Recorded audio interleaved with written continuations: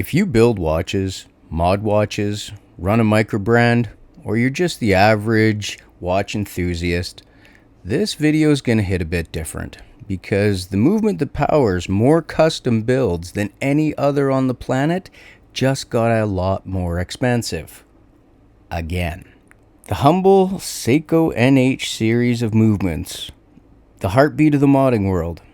I've been building with these for years, and right now I'm paying double and more at times and getting the same movement. Today I want to break down exactly what happened, why it's happening again, and what it means for your next build, and what your options actually are, because some of what's being sold as alternative right now, you need to hear the truth about that too. In 2021, supply chains collapsed globally. Microbrands exploded in popularity, and suddenly everybody wanted an NH35. Suppliers with stock on hand raised prices overnight, some without warning. We went from $40 to $80 and more per movement almost overnight. The frustrating part wasn't scarcity, it was panic pricing.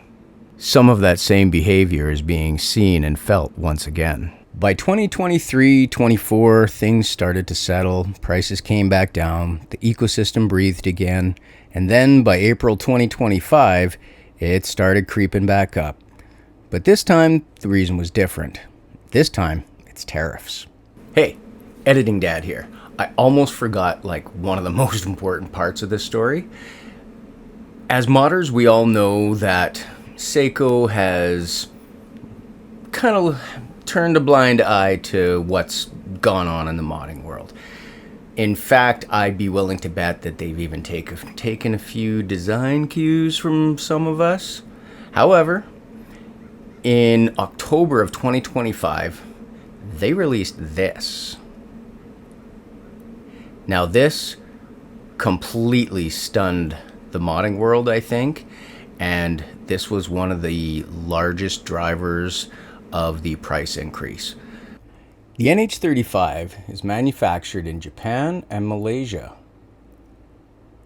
by Seiko Instruments, SII or TMI.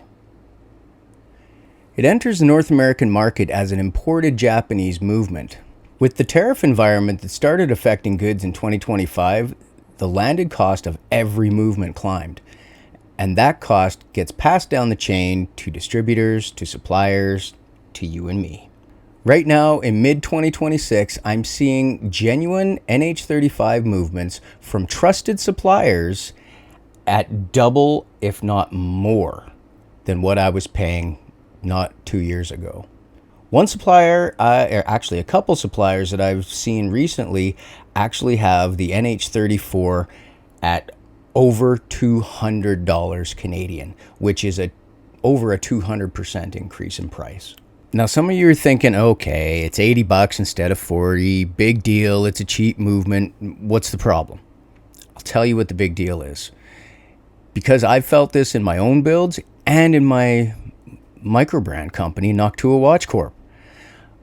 A quality mod build isn't just the movement. You've got the case, $30 to $80, the dial, so on and so on, hands, crystal, everything that you see here in front of you. And I'm building with quality parts. I always have. I'm not going to put a garbage movement in something and put my name on it.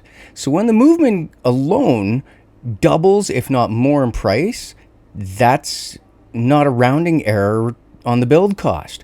That's the difference between a commission that makes sense and one that financially just does not. I've had people come to me wanting a $500 build, full custom, good parts, my labor, and now that price point is gone because of the movement alone. It's eaten up all of the margin. This isn't just a modding problem, this is a microbrand problem. If you're a small microbrand, like I am, trying to build watches at an accessible price point for your customers, this movement cost increase hits your bottom line directly. And your customers still think that you should be cheaper than the Seiko you're putting inside them. Here's where it gets complicated. When the price of a genuine NH35 goes up, two things happen in the market. First, legitimate alternative movements start looking more attractive. Miyota, PT5000, Seagull. Second, fakes and clones flood in, and this is not a small problem. There are now blatant counterfeit NH35 movements being sold online. Not just clones, actual fakes stamped to look like genuine Seiko movements. Some of them don't even bother with the country of origin marking on the rotor because they can't legally claim Japan or Malaysia. Others just print it anyway. What you need to know? If you're buying an NH35 or any of the NH series for under the going rate of what's out there right now, especially on AliExpress or an unverified eBay store, you might not be getting what you paid for. The tell? A rotor with no country marking, no Japan or Malaysia, the SSI or SII or TMI stamp. That's your first red flag. The second is price. If it's under $50 from a non-specialist seller in 2026, ask why. Now, I'm not saying all budget movements are fakes. I'm saying the environment for counterfeits has never been better, and the price pressure is pushing people toward exactly the sources that carry them. Know your supplier.